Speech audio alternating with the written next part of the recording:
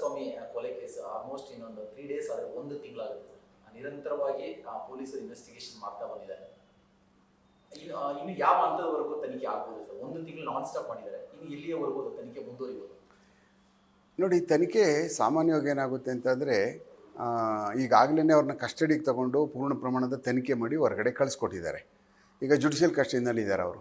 ಮತ್ತು ಹಲವಾರು ತನಿಖೆಗೆ ಸಂಬಂಧಪಟ್ಟಂತಹ ಜಾಗಗಳನ್ನ ನೋಡುವಂಥದ್ದು, ಮತ್ತು ಎಲ್ಲೆಲ್ಲಿ ಸೀಸರ್ ಮಾಜರ್ ಮಾಡಬೇಕಾಗಿತ್ತು, ಮತ್ತು ಎಲ್ಲೆಲ್ಲಿ ಅಕ್ಯೂಡ್ಗಳಿಗೆ ಕೌಂಟ್ರುಗಳು ಮಾಡಬೇಕಾಗಿತ್ತು, ಅಂಥ ವಿಚಾರಗಳೆಲ್ಲ ಈಗಾಗಲೇ ನಡೆದೋಗಿದೆ. ಇನ್ನು ಮುಂದೆ ಇರ್ತಕ್ಕಂಥ ತನಿಖಾ ಭಾಗ ಏನು ಉಳ್ಕೊಳ್ಳುತ್ತೆ ಅಂತ ಅಂದರೆ, ಯಾವ ತನಿಖೆಗೆ ಸಂಬಂಧಪಟ್ಟಂಥದ್ದು ಏನಾದರೂ ಇದ್ದರೆ ಅಕಸ್ಮಾತು ತನಿಖೆ ಇಂಥದ್ದು ಬೇಕು, ಇಂಥದ್ದು ನಾವು ಅಳವಡಿಸ್ಕೋಬೇಕು ಈ ತನಿಖೆ ಒಳಗಡೆ ಅಂತ ಅನ್ನುವಂಥದ್ದಷ್ಟೇ ಮಾತ್ರ ಬಾಕಿ ಉಳ್ಕೊಳ್ಳುತ್ತೆ.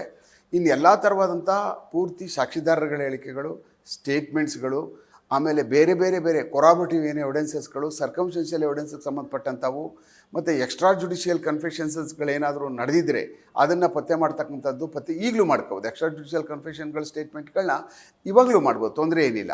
ಹಾಗೆ ನಾನು ಈಗ ಮರ್ಡರ್ ಮಾಡಿ ಈ ಥರ ನಾನು ಅಲ್ಲಿದ್ದೆ ಅಪ್ಪ, ನಾನು ಒಂದು 2 ಡೇಟ್ ಹೊಡೆದ್ಬಿಟ್ಟು ಬಂದುಬಿಟ್ಟೆ ನಾವು ಅಂತ ಅಲ್ಲಿಗೆ ಹೋಗಿ ಇನ್ನೊಬ್ಬರ ಹತ್ರ ಅರ್ಥನೂ ಹೇಳಿರ್ತಾನೆ, ನಾನು ಸುಮ್ಮನೆ ಯಾಕೆ ಹೊಡಿಕೋದೆ, ನಾನು ತಪ್ಪು ಮಾಡಿಬಿಟ್ಟೆ ಅಂತೇಳಿ ಅಂಥ ಸಾಕ್ಷಿಗಳು ಸಹ ಇಂಥದ್ರಲ್ಲೆಲ್ಲ ಭಾಳ ಇಂಪಾರ್ಟೆಂಟ್ ಆಗ್ತವೆ.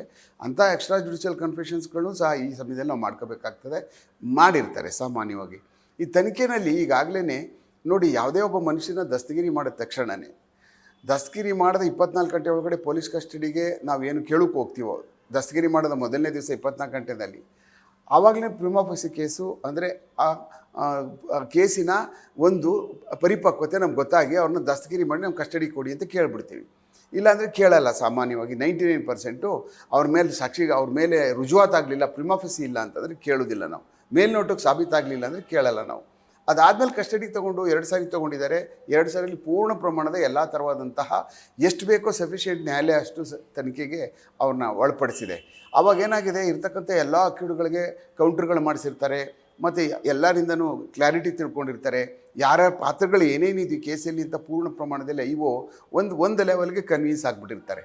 ಈ ಕೇಸು ಈ ಥರ, ಈ ಕೇಸನ್ನ ನಾನು ಹೀಗೆ ನಡ್ಕೊಂಡು ಹೋಗಬೇಕು ಅಂತೇಳಿ ಒಂದು ಸೆಟ್ ಇಂಟು ಮೋಷನ್ ಅಂದರೆ ಫೋಮ್ ಅನ್ನು ರೆಡಿ ಮಾಡ್ಕೊಳ್ತಾರೆ. ಅಂದರೆ ಟ್ರೈನ್ನ ಎಲ್ಲಿ ಇಡಬೇಕು, ಯಾವ ಹಳಿ ಮೇಲೆ ಇಡಬೇಕು ಅನ್ನುವಂಥದ್ದು ಅವ್ರಿಗೆ ಗೊತ್ತಾಗುತ್ತೆ ಎಲ್ಲ. ಯಾಕೆಂದರೆ ಅವ್ರ ಕೈಯಲ್ಲೆಲ್ಲ ಎವಿಡೆನ್ಸಸ್ಗಳು ಇರ್ತದೆ.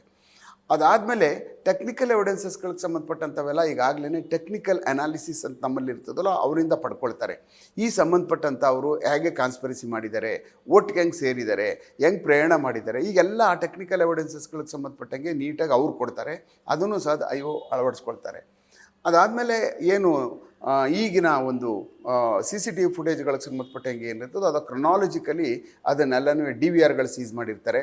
ಮತ್ತು ಅದಕ್ಕೆ ಸಂಬಂಧಪಟ್ಟಂಥ ಕೆಲವಷ್ಟನ್ನೆಲ್ಲನೂ ಫೋಟೋಗಳನ್ನೂ ಸಹ ಕ್ಲಿಕ್ ಮಾಡಿ ಚಾರ್ಜ್ ಶೀಟಲ್ಲಿ ಅಳವಡಿಸ್ತಕ್ಕಂಥದ್ದು ಇರ್ತದೆ. ಯಾಕೆಂದರೆ ಚಾರ್ಜ್ ಶೀಟಲ್ಲಿ ಕಂಡ ತಕ್ಷಣವೇ ಆ ಒಳಗಡೆ ಭಾಗ ನಾವು ಓಪನ್ ಮಾಡಿದಾಗ ಕಾಣಿಸ್ಲಿ ಅಂತೇಳಿ ಫೈಲ್ ಒಳಗಡೆ ನಾವು ಅದನ್ನು ಮಾಡ್ತಿದ್ವಿ. ಆ ಥರ ಮಾಡಿರೋಕ್ಕೆ ಸಾಧ್ಯತೆ ಇರ್ತದೆ CCTV ಫುಟೇಜಿಗೆ ಸಂಬಂಧಪಟ್ಟಾಗೆ.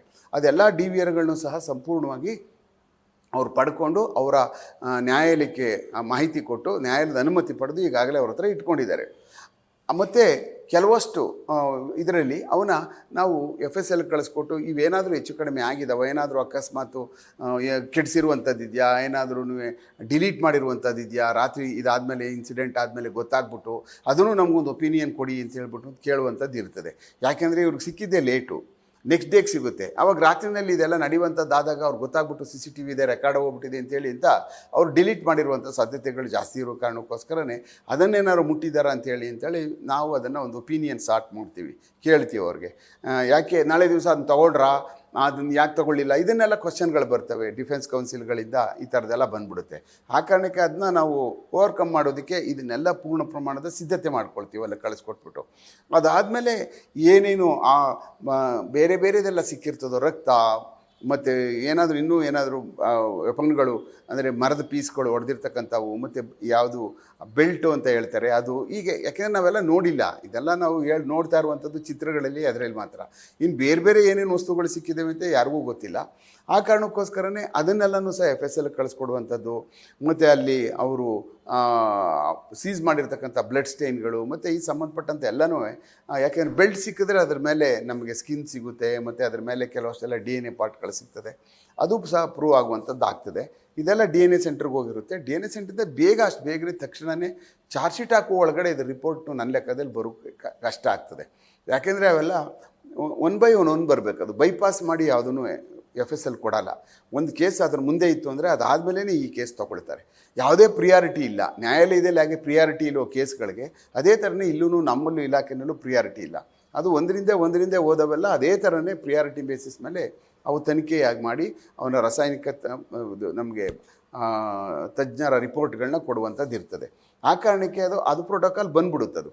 ಅಷ್ಟೊತ್ತಿಗಾಗಲೇ ನಾವೇನು ಮಾಡ್ತೀವಿ ಅಂದರೆ 90 days ಒಳಗಡೆ ಚಾರ್ಜ್ ಶೀಟ್ ಸಲ್ಲಿಸಬೇಕಾಗುತ್ತೆ. ಇದಕ್ಕೆ ನನ್ನ ಲೆಕ್ಕದಲ್ಲಿ ಈಗಾಗಲೇ ಸಿದ್ಧತೆ ಮಾಡ್ಕೊಳ್ತಾ ಇರ್ತಾರೆ ಚಾರ್ಜ್ ಶೀಟ್ ಸಲ್ಲಿಸೋದಕ್ಕೆ. ಆಮೇಲೆ ಏನಾದರೂ ಅಕಸ್ಮಾತ್ ಬೇರೆ ರಿಪೋರ್ಟ್ಗಳು, ರೆವಿನ್ಯೂಗಳು, ಲ್ಯಾಂಡ್ಗಳದ್ದು ರಿಪೋರ್ಟ್ಗಳು ತೊಗೋಬೇಕು, ಆ ಜಾಗ ಯಾರಿಗೆ ಸೇರಿತ್ತು ಅದನ್ನು ನಾವೊಂದು ಇಂಜಿನಿಯರ್ಗೆ ಬರೀಬೇಕು. ಅವನಿಗೆ ಆಮೇಲೆ ಸೀನ್ ಆಫ್ ಕ್ರೈಮ್ ಕರಿತೀವಿ. 2 ಕಡೆ ಸೀನ್ ಆಫ್ ಕ್ರೈಮ್ದು ಸ್ಕೆಚ್ ಮಾಡಿಸ್ಬೇಕಾಗುತ್ತೆ. ಯಾರು PWD ಇಂಜಿನಿಯರ್ನ ಸ್ಟಾರ್ಟ್ ಮಾಡ್ತೀವಿ ನಾವು, ಅವ್ರಿಗೆ ಬರೆದು ಅವ್ರು ಬಂದು ಅಲ್ಲೊಂದು ಈ ಜಾಗ ಇದು ಅಂತೇಳಿ ಅಂತ ಅವರು PWD ಇಂಜಿನಿಯರು ಸೀನ್ ಆಫ್ ಕ್ರೈಮ್ದು ಒಂದು ಸ್ಕೆಚ್ ಕೊಡ್ತಾರೆ.